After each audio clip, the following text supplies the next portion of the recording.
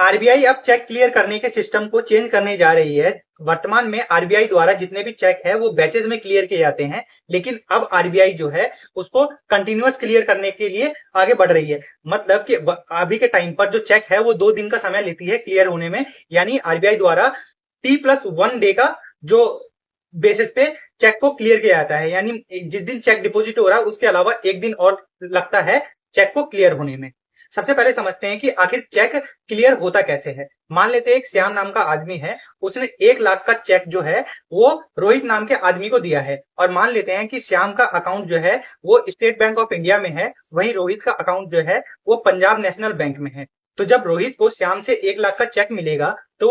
तो वो अपने पंजाब नेशनल बैंक में जाएगा और वहां पर जाके जो चेक उसे मिला है उसे डिपॉजिट कर देगा। तो जो बैंक है वो उस वक्त में उसका एक इलेक्ट्रॉनिक इमेज लेगी, यानी उसका एक फोटो रख लेगी अपने पास में, और साथ ही उसका एमआईसीआर डेटा जो है उसे अपने पास रख लेगी। एमआईसीआर डेटा जो है, एमआईसीआर का फुल फॉर्म होता है मैग्नेटिक इंक करेक्टर रिकॉग्निशन। ये चेक में जो नीचे नंबर लिखे हुए होते हैं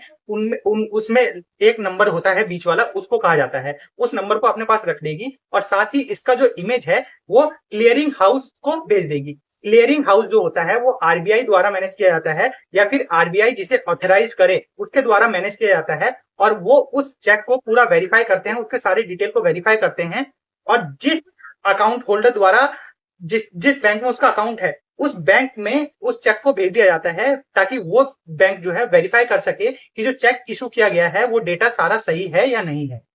और जब वो बैंक वेरीफाई कर लेती है कि सारा डेटा सही है तो उस वक्त में उस चेक को पास कर दिया जाता है, और इसका जो सेटलमेंट है वो आरबीआई में जो अकाउंट है होता है बैंक का उसमें एडजस्टमेंट एंट्री कर दिया जाता है, और फिर अकाउंट होल्डर है, हमारे केस में जो रोहित था, उसके अकाउंट में पैसे दे दिए जाएंगे और श्याम के अकाउंट से जो है पैसे को काट दिया जाएगा। इस पूरे सिस्टम को चेक ट्रंकेशन सिस्टम कहा जाता है, जिसके तहत जो फिजिकल मूवमेंट नहीं होता चेक का, बल्कि इलेक्ट्रॉनिक इमेज उसका ट्रांसफर कर दिया जाता है एक जगह से दूसरे जगह। और इसके लिए 2010 में स्टैंडर्ड सेट किए गए थे, जिसके तहत जो चेक होता है वो एक अच्छे क्वालिटी के पेपर का बना हुआ होना चाहिए, साथ ही उस पर जो बैंक का लोगो है और उसका वाटर मार्क है और भी बहुत सारी डिटेल्स उसमें अच्छे तरीके से मेंशन होनी चाहिए। और आरबीआई ऐसा इसलिए कर रही है ताकि जो समय है वो और भी कम लगे। जहां 2 दिन का समय लगता था पहले चेक को क्लियर होने में, अब कुछ ही घंटे में चेक जो है वो आसानी से क्लियर हो जाएगा, और जो पैसा है वो इजिली ट्रांसफर हो जाएगा, और साथ ही इससे कॉस्ट भी कम पड़ेगा बैंक को, और साथ ही जो समय है वो भी बहुत कम लगेगा।